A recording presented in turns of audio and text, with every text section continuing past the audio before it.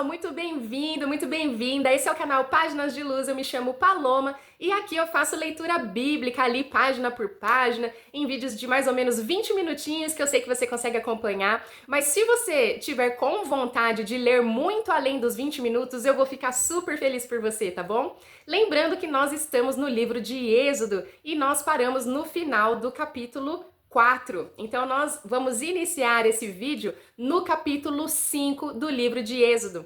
E nós paramos ali num momento onde Moisés, ele já recebeu o chamado de Deus, ele já recebeu a missão de Deus para libertar os israelitas da escravidão.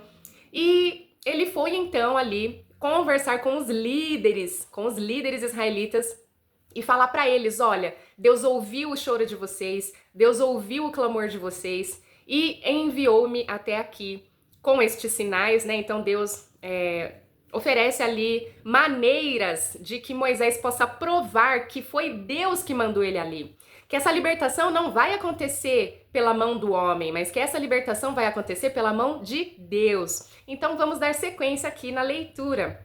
Capítulo 5, Moisés e Arão falam com o faraó. Depois disso, depois que eles se reuniram ali com os líderes, né? Moisés e Arão foram então ver o faraó e declararam. Então aqui eles se dirigiram até quem importava, né? Porque quem fazia os israelitas de escravos era o faraó. Então eles foram até o faraó e declararam assim: assim diz o Senhor, o Deus de Israel, deixe meu povo sair para celebrar uma festa em minha honra no deserto. Então inicialmente aqui, eles nem chegaram falando, olha, para você libertar o povo da escravidão. Eles falaram que Deus pediu para que o faraó liberasse o povo para uma adoração no deserto. Quem é o Senhor? Retrucou o faraó. Por que devo dar ouvidos a ele e deixar Israel sair? Não conheço o Senhor e não deixarei Israel sair. Então ele se recusa, ele fala que não. Então Arão e Moisés disseram, o Deus dos hebreus se encontrou conosco. Então aqui eles estão falando, o próprio Deus se encontrou com a gente. Portanto, deixe-nos fazer uma viagem de 3 dias ao deserto, para oferecermos sacrifícios ao Senhor nosso Deus. Do contrário, ele nos castigará com alguma praga ou pela espada. O rei do Egito respondeu, Moisés e Arão, por que distraem o povo de suas tarefas? Então aqui eles estão pedindo para sair, dizendo que foi Deus que enviou esse pedido, e o faraó está lá retrucando. Por que vocês estão aqui me fazendo perder tempo? Por que vocês estão querendo distrair as pessoas das tarefas que elas têm que cumprir? Voltem ao trabalho. Olhem, há muitos do seu povo nessa terra e vocês estão impedindo de trabalhar. Então ele fala, vocês estão atrapalhando o trabalho. Tem muito trabalho para fazer. Vocês estão atrapalhando. O faraó oprime Israel ainda mais. Naquele mesmo dia, o faraó deu a seguinte ordem aos capatazes egípcios e aos supervisores israelitas. Não forneçam mais palha para o povo fazer tijolos. De agora em diante, eles mesmos devem juntá-la. No entanto, continuem a exigir que produzam a mesma quantidade de tijolos que antes. Então, o povo estava lá na escravidão construindo. E aqui nesse momento, o faraó decide piorar a situação deles. Porque uma das coisas que eles precisavam, né, que era fazer os tijolos, dependia de palha. E aí o faraó falou assim, vocês não vão mais dar palha para eles fazerem os tijolos, agora vocês vão mandar que eles mesmos busquem. Então piorou a situação, porque além de ter que trabalhar, eles ainda iam ter que buscar o material que precisava, e isso é muito mais desgastante. No entanto, teriam que fazer a mesma quantidade, ou seja, eles, além de gastar mais tempo, teriam que fazer a mesma quantidade, o que obviamente deveria ser impossível ou muito trabalhoso, né? Não reduzam a cota, né? Eles são preguiçosos e por isso clamam, deixe-nos sair para sacrificar ao nosso Deus. Então aqui ele começa a ironizar, começa a tirar sarro. Aumentem a carga de trabalho deles e cobrem o cumprimento das tarefas. Isso os ensinará a não dar ouvidos a mentiras. Os capatazes e os supervisores saíram e informaram o povo. Assim diz o faraó, vocês não receberão mais palha. Saiam e ajuntem-na onde puderem encontrá-la. No entanto, continuarão a produzir a mesma quantidade de tijolos que antes. Então o povo se espalhou por toda a terra do Egito para juntar a palha que sobrava das colheitas. Enquanto isso, os capatazes egípcios continuavam a pressioná-los. Completem sua cota diária de tijolos, como faziam quando nós fornecíamos palha. Então, eles começam a pressionar e pressionar cada vez mais, né? E açoitavam os supervisores israelitas que haviam sido encarregados das equipes de trabalhadores. Então, eles ainda açoitavam, né? Provavelmente ali na base da chicotada, né? Então, judiava realmente muito deles ali, fisicamente, psicologicamente, de todas as formas. Por que não completaram as cotas nem ontem nem hoje? Perguntavam. Então os supervisores israelitas foram suplicar ao faraó: por favor, não trate seus servos desse modo. Não recebemos palha, mas os capatazes continuam a exigir: façam tijolos. Somos açoitados constantemente, mas a culpa é do seu próprio povo. O faraó, porém, gritou: vocês são preguiçosos, preguiçosos. Por isso andam dizendo: deixem-nos sair para oferecer sacrifícios ao Senhor. Voltem agora mesmo ao trabalho. Não receberão palha, mas terão de produzir a mesma cota de tijolos. Quando os supervisores israelitas ouviram: vocês não poderão reduzir a quantidade de tijolos produzidos por dia, perceberam que estavam em sérios apuros. Ou seja, eles perceberam que eles nunca iam conseguir cumprir, que eles iam continuar apanhando, que eles iam continuar sendo humilhados, açoitados e que a súplica deles não dava em nada. Ao sair do palácio do faraó, então esses israelitas eles encontraram com Moisés e com Arão, que esperavam do lado de fora, e eles disseram aos dois irmãos: o Senhor os julgue e os castigue por terem feito o faraó e seus oficiais nos odiarem. Então aqui o que aconteceu? A situação piorou e o povo foi cobrar de Moisés e Arão.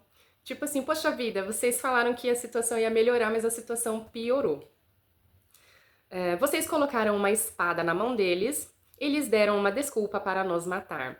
Moisés voltou ao Senhor, então aí Moisés vai falar com Deus novamente, né? E ele diz assim: Senhor, por que trouxeste toda essa desgraça sobre este povo, Senhor? Por que me enviaste? Desde que me apresentei ao faraó como teu porta-voz, ele passou a tratar teu povo com ainda mais crueldade.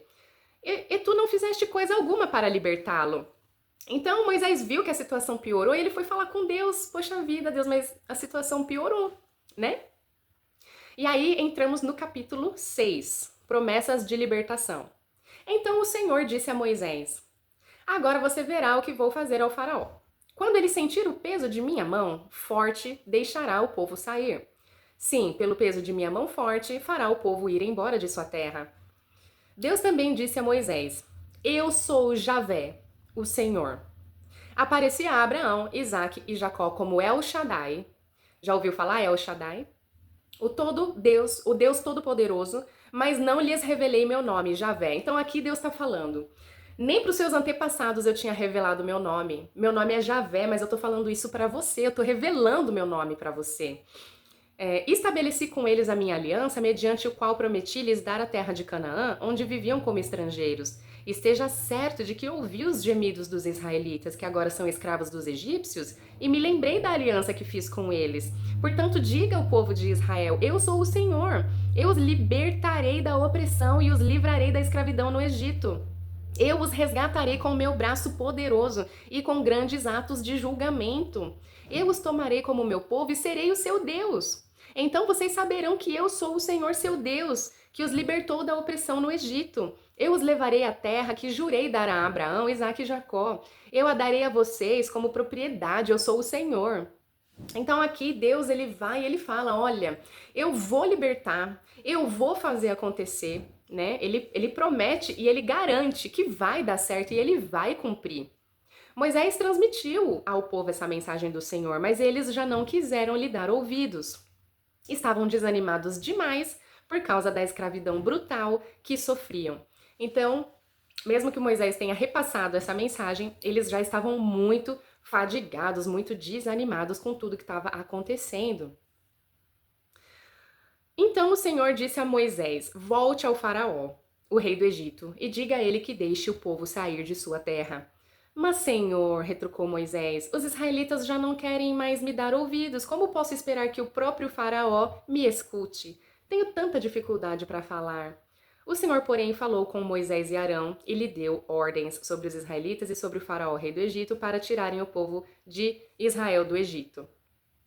Os antepassados de Moisés e Arão. Então, aqui vai fazer uma pausa nesse trecho do texto para falar sobre os antepassados de Moisés e de Arão. E é importante. Então, sempre a Bíblia ela traz linhagens, descendência.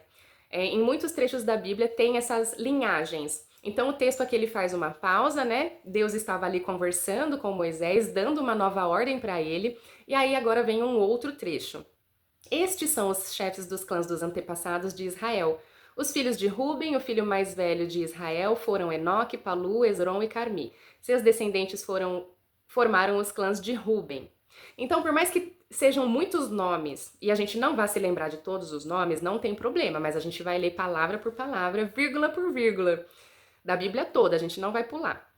Os filhos de Simeão foram Gemuel, Jamim, Oade, Joaquim, Zoar e Saul. A mãe de Saul era Cananeia. Seus descendentes se tornaram os clãs de Simeão.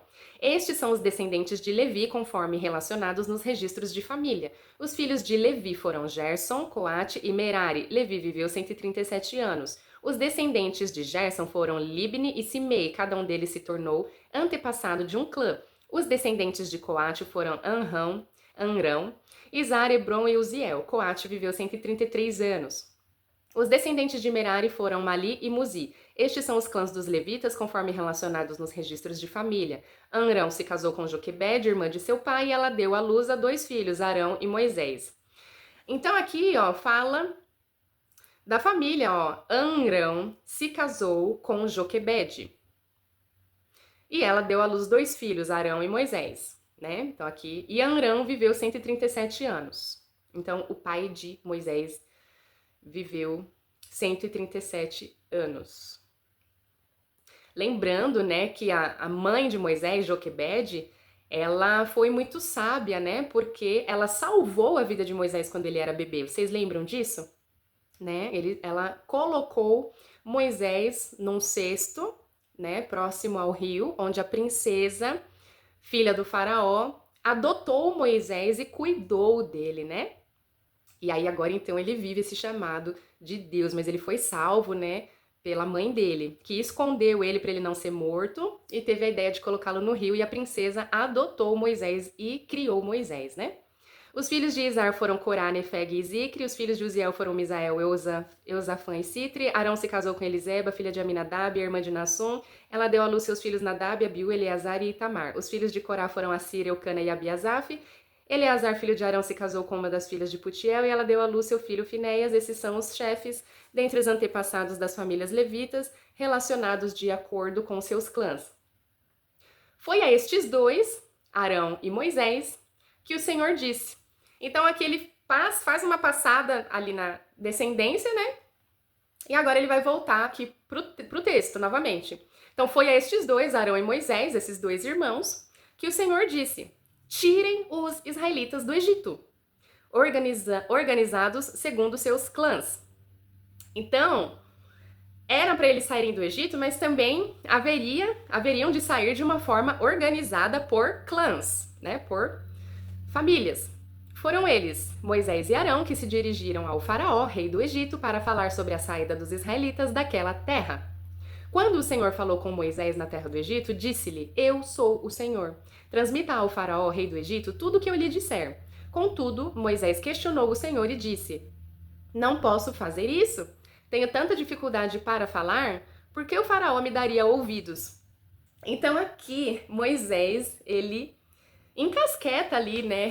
Ele trava. E ele fala isso para Deus, olha, encasqueta é tipo, ele fica com essa ideia na cabeça de que ele não consegue, né? Talvez por medo, talvez por insegurança, talvez por timidez, não sabemos, né? Mas ele achava que ele não seria capaz de fazer isso, de ir até lá e falar com o faraó. Capítulo 7. A vara de Arão se transforma em serpente. Então o Senhor disse a Moisés: preste atenção ao que vou dizer. Eu o farei parecer Deus para o faraó. E Arão, seu irmão, será seu profeta.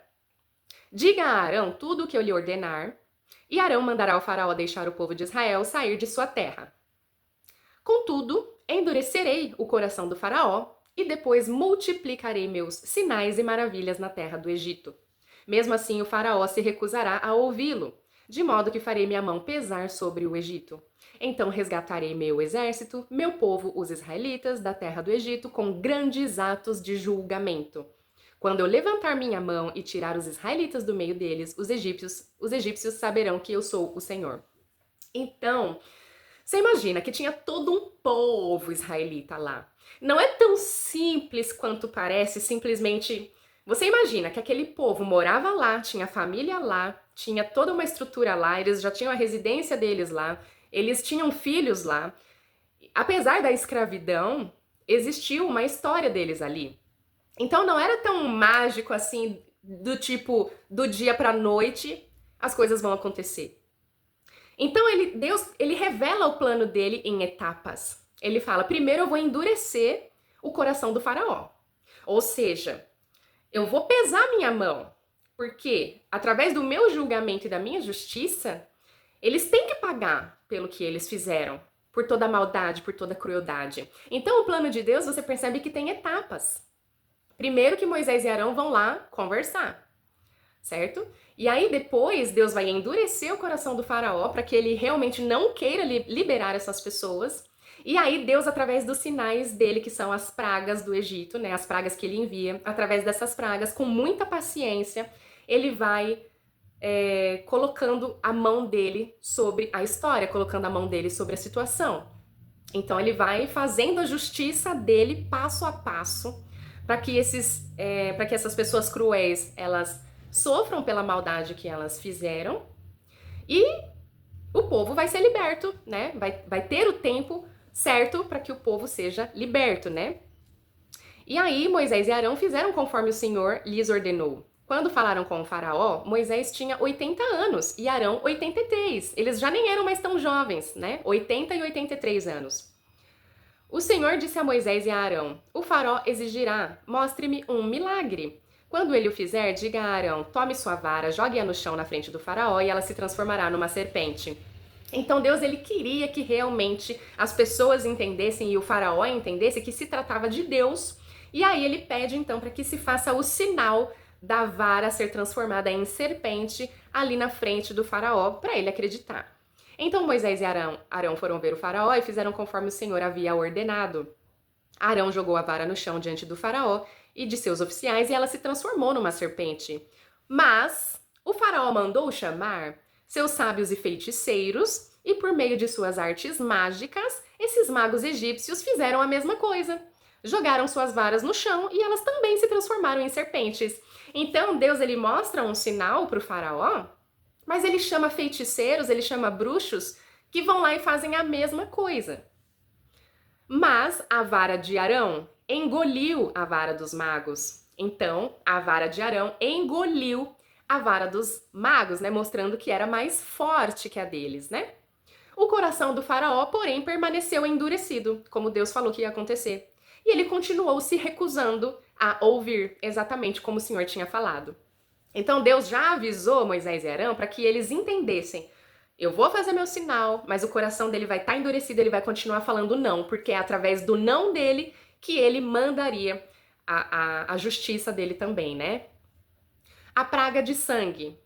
O Senhor disse a Moisés: o coração do faraó é duro e ele continua se recusando a deixar o povo sair. Portanto, vá ao faraó pela manhã, quando ele estiver descendo até o rio, pare à margem do Nilo e encontre-se com ele ali.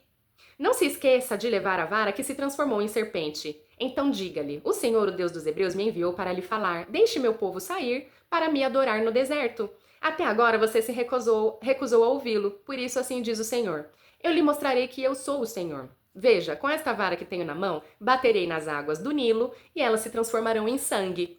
Então, já aconteceu ali o sinal, né, da vara que virou serpente, e agora Deus manda mostrar para o faraó que as águas do rio, ele vai bater com a vara nas águas e elas vão se transformar em sangue.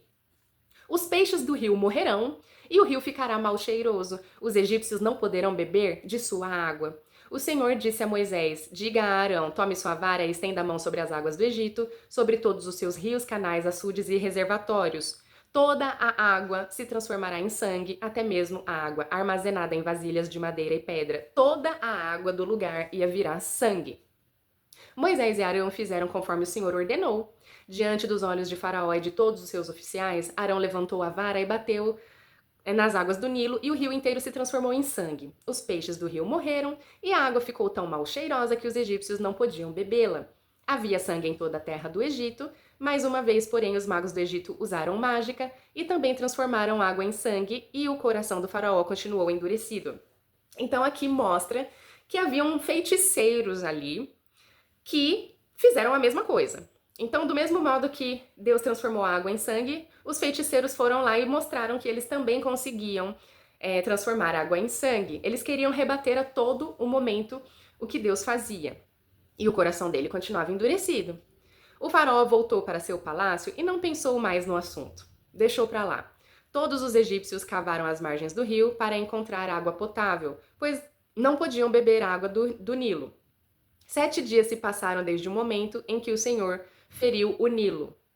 Então aqui nós encerramos encerramos esse vídeo com Deus ele mostrando ali toda a sua força e o faraó com o coração endurecido, não querendo libertar as pessoas, não querendo deixar as pessoas saírem, não querendo dar ouvidos, muito pelo contrário, pesando ainda mais a mão dele.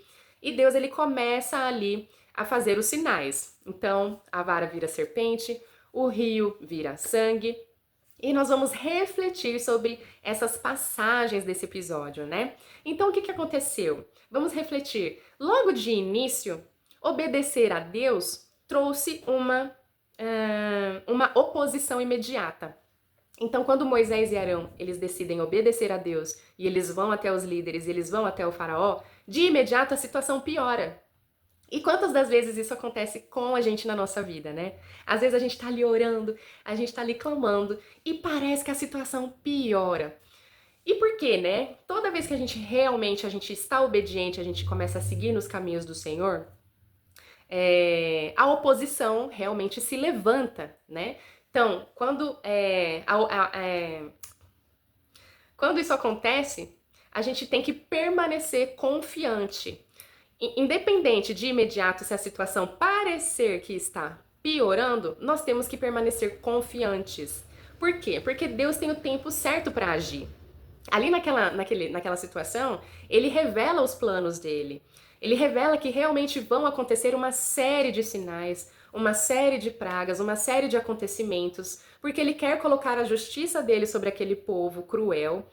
E ele diz e ele garante, ele promete que vai haver libertação. Vai acontecer libertação. E se ele falou, tá falado. Então, muitas das vezes, se a gente percebe que de imediato eu tô orando e eu tô obedecendo e a situação piorou, a gente não deve se apavorar. A gente deve continuar firme na fé e sabendo que Deus ele vai agir, mesmo que nós não estejamos entendendo ou que nós não estejamos vendo nada com os nossos olhos, Deus ele vai agir, né? E aí tem a frustração de Moisés também, né? Então você vê que ele se frustra, ele não se acha capaz, mas Deus ele capacita, né? Ele ajuda, ele nos entende, ele sabe as nossas limitações, mas a gente tem que confiar que se ele está do nosso lado, vai dar tudo certo, né? E aí, essa parte que os feiticeiros, eles demonstram que eles também conseguem fazer certos sinais ali, parecidos com o de Deus, é muito evidente que o poder de Deus, ele sempre vai ser maior do que qualquer magia, do que qualquer feitiçaria.